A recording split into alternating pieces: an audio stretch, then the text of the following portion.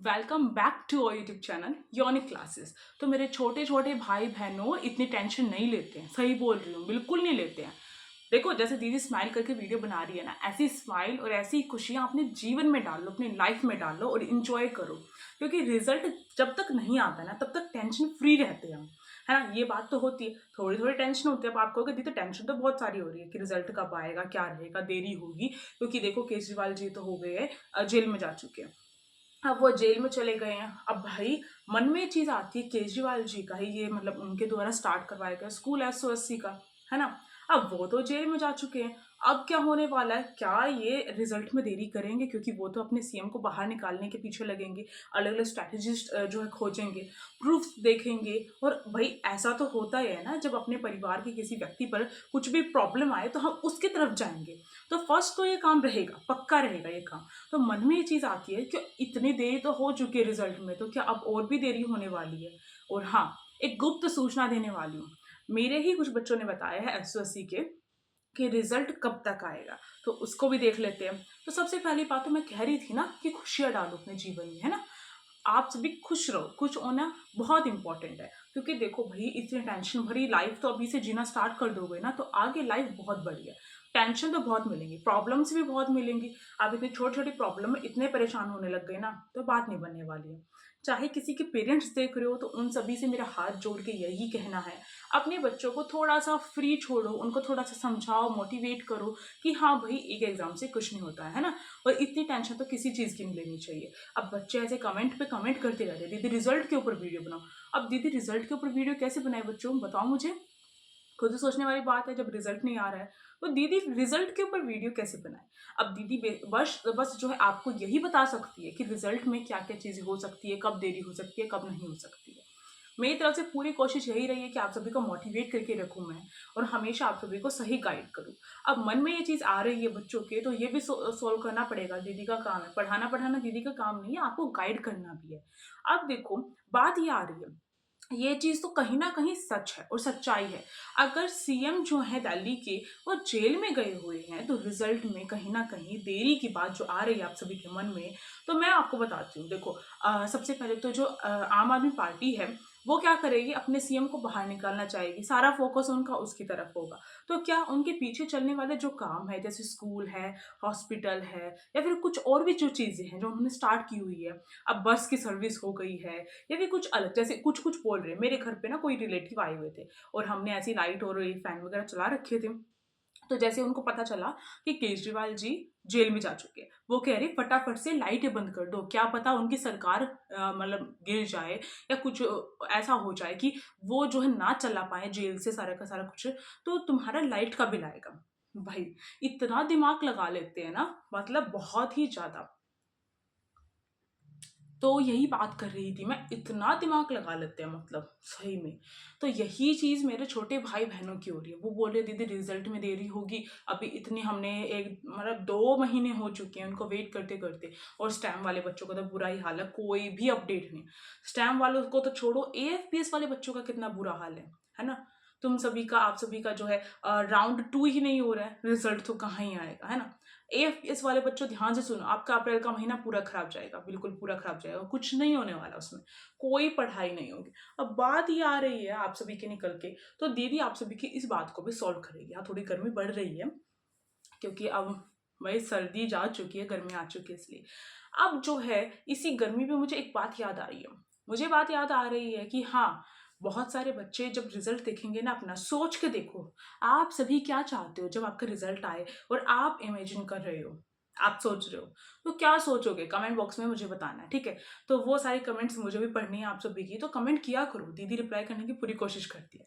आप देखो, रिजल्ट में देरी होगी या नहीं होगी, यही बात कर रहे थे। तो मैं बताती हूँ क्या चीज़ है इसमें।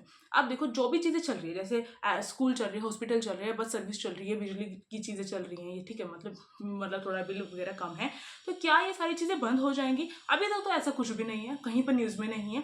तो ऐसा बोला गया, सीएम जो है, दिल्ली के जो सीएम है, वो जेल में बैठकर ही शासन चलाएंगे, अपनी गवर्नमेंट चलाएंगे, सरकार चलाएंगे, ऐसा बोला गया है।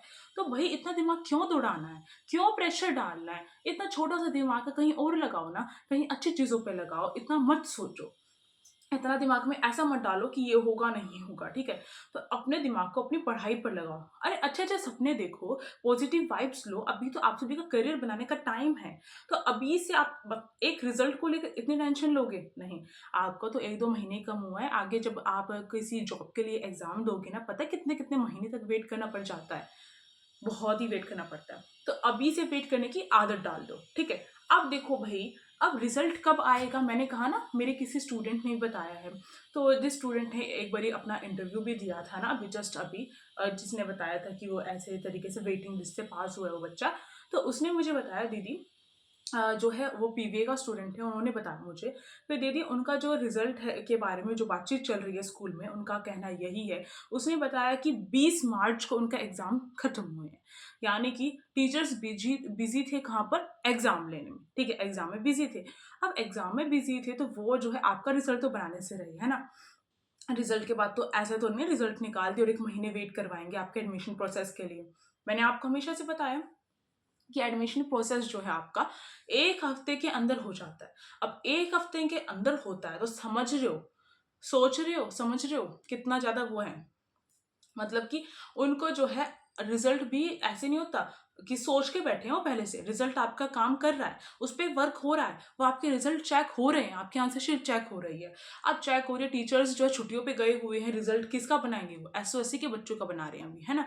और एक और चीज मैंने आपकी बताई थी जो मेन रोल क्रिएट कर रही है, वो है क्लास 8th की मार्कशीट। क्लास 8th की मार्कशीट अभी तक नहीं आई है। अब कुछ मुझे बच्चे बोलेंगे जिन्होंने मुझे बताया था कि उनके 95% आए, 90% आए, 96% आए हैं, या फिर समथिंग इस तरीके से बताया, बहुतों ने बताया कि फर्स्ट पोजीशन आई है।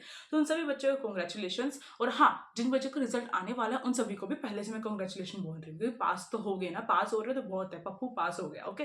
तो अब जो बात ये आ रही है, तो मन में एक चीज़ आती है, मन में ये आता है कि भई जो ये रिज़ल्ट है, वो तो कुछ बच्चों का आ गया है, तो कुछ बच्चों पर एसओएससी तो नहीं बैठा है ना? उसको तो सभी बच्चों का रिज़ल्ट चाहिए, है ना? जब एडमिशन प्रोसेस स्टार्ट होगा, तो सभी बच्चों का रिज़ल्ट चाहिए होगा। तो इसीलिए 31st मार्च को एक नॉर्मल गवर्नमेंट स्कूल का रिज़ल्ट आता है, उसके बाद ही एडमिशन प्रोसेस स्टार्ट हो सकता है। तो आप सभी अभी से उतावले क्यों हो रहे हो? इतना क्यों वो सोच रहे हो? जब तक आपके पास मार्कशीट नहीं है ना, तब तक आपको एडमिशन नहीं मिल सकता। और मैंने पहले भी बोला था, अगर आप एसओएससी में चाहे फर्स्ट नंबर पे आ जाओ एंट्रेंस एग्जाम में, बट अगर क्लास 8 की मार्कशीट नहीं है, उसमें आप पास नहीं हो, ठीक है, जो परसेंटेज बोल रखी है वो नहीं है, तो आपका एडमिशन नहीं होने वाला है। ये तो मैंने बोला ही था आप सभी को। तो बात ये है सोचने वाली यहाँ पर कि अभी जो है ये कुछ फैक्टर्स ऐसे होते हैं जो हर किसी चीज़ पे मैटर करते हैं। हर किसी प्रॉब्लम का, हर किसी सिचुएशन का कोई ना कोई फैक्टर होता है, कोई ना कोई कारण होता है, कोई ना कोई रीज़न होता है। इसी तरीके से एसओएससी रिजल्ट का भी रीज़न है। अब ये मत सोचो केजरीवाल जी को बाहर निकालेंगे वो, तो आपके एसओएससी स्कूल का जो रिजल्ट है वो डिले हो जाएगा। उसको काम करने के लिए पूरा पूरा कमीशन अलग है, उनकी ड्यूटी अलग है। अब केजरीवाल जी थोड़े ना ऑर्डर देते हैं ऊपर से बैठ के कि भाई आज जो है इस डेट को जो है ना एसओसी का एग्जाम रख लेते हैं और इस डेट को जो है हम जो है रिजल्ट डाल देंगे। अब उनके पास इतने छोटे छोटे काम तो नहीं है ना भाई? मेरे छोटे भाई बहनों ध्यान से समझो, वो सीएम हैं, ठीक है, दिल्ली के। उनके पास ये काम नहीं था उस टाइम पे जब वो बाहर थे, जेल से बाहर, कि वो ये डिसाइड करे। तो वो डिसाइड नहीं करेंगे और ना ही उनकी साइन होती है उस पर कहीं पर भी, ठीक है।